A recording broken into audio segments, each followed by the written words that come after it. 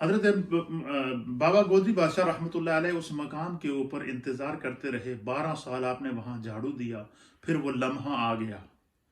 وہ لمحات آ گئے جن کا انتظار تھا کہ وہاں سے حضرت غوث پاک کی روحانی سواری کا گزر ہوا۔ ایک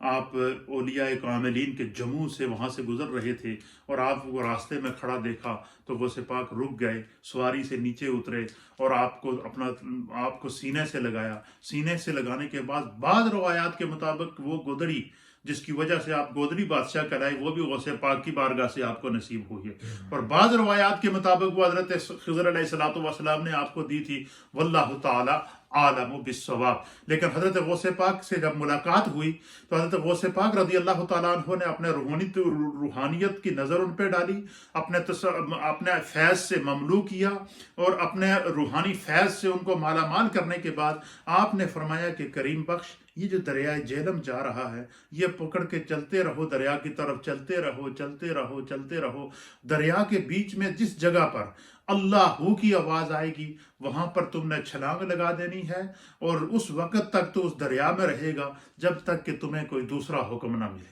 اس حضرت غوث پاک سے ملاقات کے بعد، فیض کے بعد، حضرت بابا گودری بادشاہ رحمۃ اللہ علیہ جو ہے وہ آپ نے جب دریائے جہلم کا سفر کرنا شروع کیا تو آپ ہولاڑ کے مقام پر ایک ایسی جگہ جس کو مقام تل کہتے ہیں، اس مقام پر جب پہنچے، ہولاڑ پل کے نیچے جو یہ ضلع کوٹلی اور سینسا کے درمیان میں یہ پل آتا ہے، یہ کشمیر اور پاکستان کو آپس میں یہ پل ملاتا ہے، اس پل کے نیچے دریائے جہلم میں تل کے مقام پر جب آپ پہنچے تو دریا سے آواز آئی، اللہ اللہ اللہ۔ تو حضرت سرکار گودری بادشاہ رحمۃ اللہ علیہ نے اس دریا میں اس مقام پر چھلانگ لگا دی۔ اس کے اندر ایک پتھر تھا، ایک پہاڑی تھی، اس پہاڑی کے اوپر جا کر بیٹھ گئے، وہیں پر خدا کی عبادت کرتے رہے، ریاضت کرتے رہے، پانی کے اندر چلے گئے، پھر 1 نہیں 2 نہیں 3 نہیں، روایات کے مطابق تقریباً 12 سال تک آپ دریائے جہلم کے اندر رہے۔ 12 سال کا پانی کا چلہ ہے حضرت گودری بادشاہ رحمۃ اللہ علیہ کا، اور 12 سال کے بعد جب آپ کو پھر جو ہے وہ وہاں سے ایک چرواہا گزر رہا تھا جو بکریاں چرا رہا تھا، اس کو اشارہ ہوا کہ بھائی فلاں مقام پر جو ہے وہ دریا کے اندر ایک شخص ہے، اس کو نکالو۔ جب وہ وہاں پہنچے تو انہوں نے دیکھا کہ ایک پتھر کے اوپر جو ہے وہ ایک بزرگ شخصیت ہے جو بالکل ہڈیوں کا ڈھانچہ ہے، جسم کے اوپر جلد موجود ہے، رگوں میں سانس چل رہا ہے، اور وہ ہر سانس سے آواز آ رہی ہے، اللہ اللہ تو ہی، اللہ اللہ تو ہی، اللہ اللہ تو ہی، یہ آواز آ رہی تھی۔ انہوں نے ان کو وہاں سے اٹھایا اور مقام تل، یہ وہ پہلی بیٹھک ہے سائیں گودری بادشاہ رحمۃ اللہ علیہ کے، اس مقام کے اوپر آپ کو رکھا گیا۔ پھر آپ کو جو ہے وہ روئی کے اندر لپیٹا گیا، بالکل آپ کا جسم گل چکا تھا اور ایک ہڈیوں کا ڈھانچہ تھا۔ پھر جو ہے وہ آپ کے بکریوں کا دودھ آپ کو پلاتے رہے کئی عرصے تک، پھر آپ کے جسم کے اوپر جو ہے دوبارہ توانائی آنا شروع ہوئی، پھر آپ کے گھر والوں کو اطلاع دی گئی، پھر آپ جو ہے وہ آپ کو لے جایا گیا، اور پھر وہ جو مقام تھا وہ مناظر تھی۔ اس کے بعد خداوند قدوس نے حضرت گودری بادشاہ رحمۃ اللہ علیہ سے سارے حجابات ہٹا دیے تھے۔ اب جس پر نگاہ ڈالتے تھے اس کا ظاہر بھی بدل جاتا تھا، اس کا باطن بھی بدل جاتا تھا۔ آپ کا جو خاندانی پس منظر ہے، آپ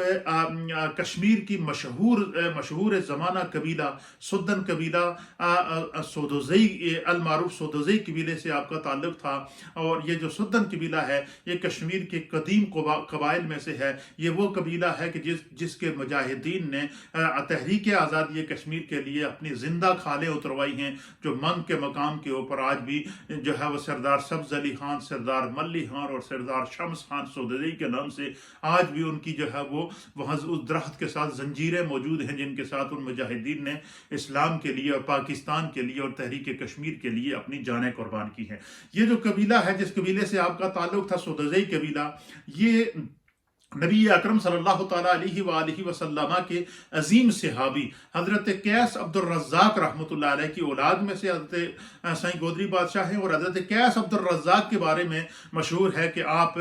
جو ہے وہ جرنیل اسلام حضرت خالد بن ولید رضی اللہ تعالیٰ عنہ کی اولاد میں سے تھے، یا ان کے خاندان سے آپ کا ताल्लुक था। तो इसी तरीके से ये कबीला कदीम कबीला है, ये बनी इसराइल से ये कबीला चला आ रहा है, जो है वो उस दौर से ये कदीम कबीला है। और इस कबीले को नबी अकरम सल्लल्लाहु ताला अलैहि वसल्लम ने बाकायदा शुजात और बहादुरी की दुआ दी थी। फिर हजरत साईं गोदरी बादशाह रहमतुल्लाह ताला अलैह ने जो है वो फिर वो जो सिलसिला शुरू किया, फिर आपने सियाहत की तमाम जहान की, पूरे जहान में आप घूमे हैं, पूरे सेंट्रल एशिया में आप घूमे हैं, और जिस जिस जगह जंगलों में वीरानों में आपका बसेरा होता, जहां आप बैठते वहां आपकी एक बैठक बन जाती थी। और वो बैठक तकरीबन मशहूर अहले सीयर ने लिखा कि हजरत साईं गोदरी बादशाह रहमतुल्लाह अलैह की कमो पेश दुनिया के अंदर 1.25 लाख बैठकें हैं जहां पर आप बैठे, और वहां पर आज भी एक जहान आबाद है। इंशाल्लाह उन बैठकों की तफसीलात क्या हैं, आपकी औलाद व अमजाद की तफसीलात क्या हैं, ये उसको मैं आगे तफसील के साथ आपकी खिदमत में पेश करूंगा, जो इंशाल्लाह तस्वीर में भी आपको वो बैठकें नजर आएंगी और उनका हिस्टोरिकल बैकग्राउंड भी नजर आएगा।